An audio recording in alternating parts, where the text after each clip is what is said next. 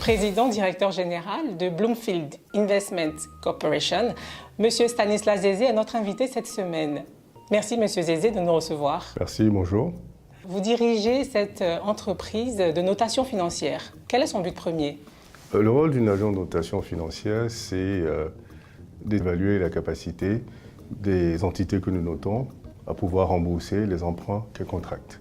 Donc de déterminer le profil crédit d'une entité. Absolument, déterminer le profil crédit d'une entité. Cette entité peut être un pays, une collectivité locale, une entreprise publique, privée.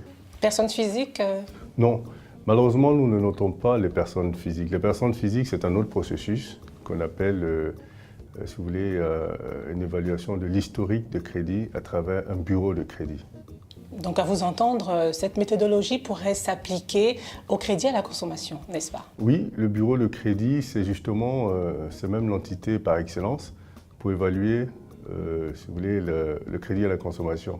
Ceci dit, quand on parle de crédit à la consommation, on va plutôt regarder l'historique de consommateurs. Par contre, la notation financière, on regarde, si vous voulez, la perspective de l'entité emprunteuse. Alors selon vous, quels sont les critères pertinents pour une évaluation d'un crédit à la consommation?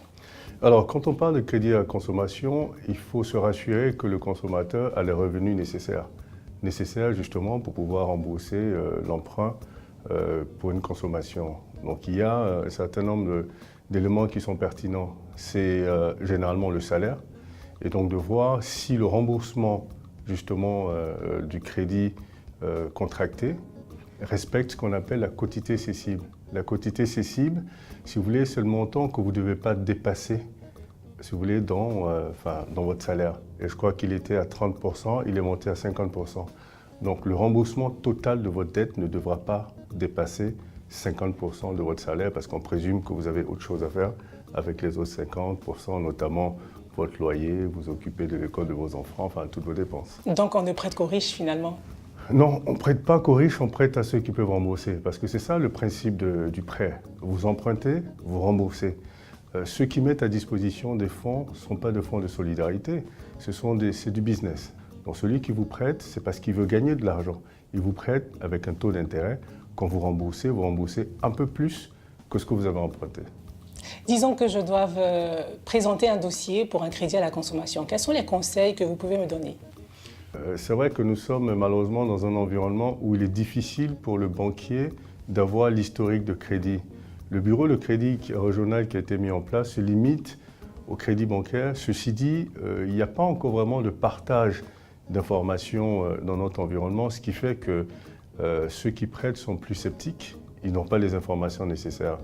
Parce que ce serait plus facile d'avoir l'historique de celui qui emprunte pour pouvoir prendre une décision en fonction de sa qualité de crédit. Donc, ce que je conseille toujours aux consommateurs, c'est de se rassurer que quand on emprunte, il faut rembourser en fonction des conditions qui régissent le contrat qu'on a avec celui qui prête. Si vous empruntez une fois, vous remboursez, la prochaine fois que vous venez, on vous prête davantage, peut-être à des meilleures conditions, parce qu'on estime que votre qualité de crédit s'est améliorée.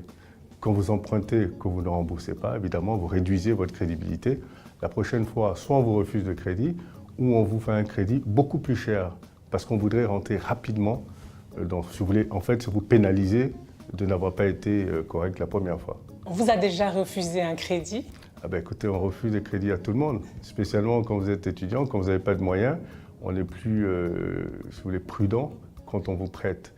Et c'est ce que je voulais vous dire, hein, c'est quand vous n'avez pas de revenus, on ne vous prête pas, ce n'est pas parce que vous êtes pauvre qu'on vous prête pas, parce que prêter nécessite rembourser. Donc si vous ne pouvez pas rembourser, on ne peut pas vous prêter. On note des offres auto-attractives, on vous annonce du 4% et au final on se retrouve avec du 6, 7, voire 12%.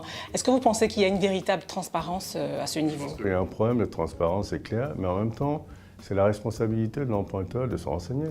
Donc de poser les bonnes questions, de poser les questions du taux final, de taux de sortie, parce qu'on peut vous proposer des taux hors taxes, après il y a des taxes. C'est toujours très intéressant d'avoir quelqu'un qui pourrait regarder le contrat ou avoir un conseil, mais il est très important de comprendre quel est le taux de sortie. Il faut demander le tableau d'amortissement pour voir exactement ce que vous payez à la fin de la journée. Avez-vous déjà noté une émission de télé? Vous voulez vraiment qu'on vous note? Oui, un triple A, ça nous irait bien. Ben écoutez, on y pensera. Merci, Monsieur Zézé, d'avoir répondu à nos questions. C'est moi qui vous remercie.